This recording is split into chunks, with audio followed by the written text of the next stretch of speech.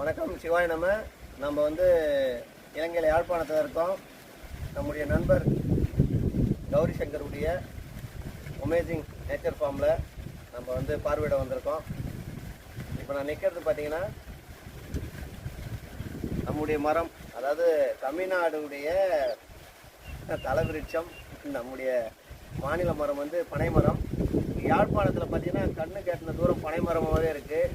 ரொம்ப சந்தோஷமாக இருக்குது இதை பார்க்க.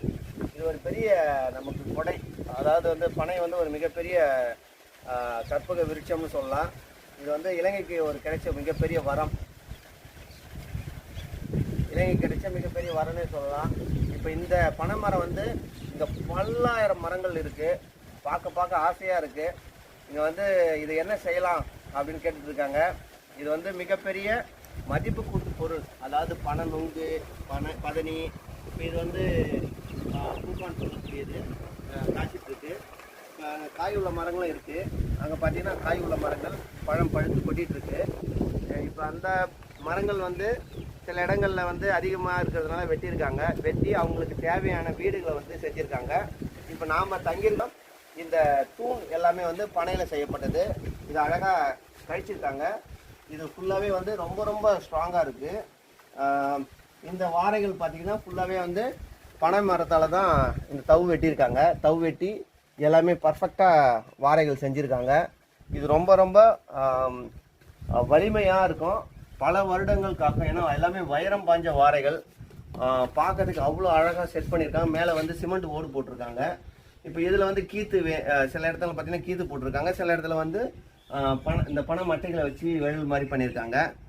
இது போன்ற மரங்களை நம்ம வாழும்போது நமக்கு எந்த நோயும் வராது. நம்ம வந்து இறைவன் கொடுத்த குடை இந்த பனை மரத்தை நம்ம இந்தியா முழுக்க பயணிக்க செய்யணும். இதோடைய நல்ல விஷயங்களை நான் திரும்பி இலங்கைக்கு வரும்போது இது எப்படி மதிப்பு கூட்டுறது, அதாவது இந்த பனைமரத்துலேருந்து நம்ம எப்படி ஜூஸ் பண்ணுறது, கைவினைப் பொருட்கள் இதெல்லாமே நம்ம வந்து கற்றுக் கொடுத்து ஒரு டீம் எடுத்துகிட்டு வரணும்.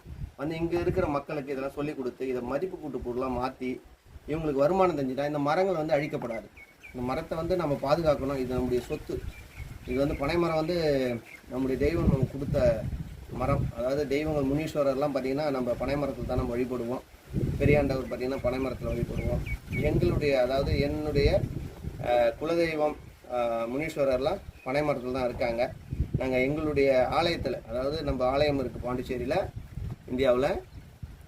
எங்களுடைய ஆலயத்தில், சிவாலயத்தில் பார்த்திங்கன்னா பனை மரம் தான் தலைவிருட்சம். அப்போ இப்போ வரும்போது கூட என்னுடைய பிள்ளைக்கு, என்னுடைய குழந்தைக்கு பிறந்த நாள் பனை பழத்தை தான் நடவு செஞ்சு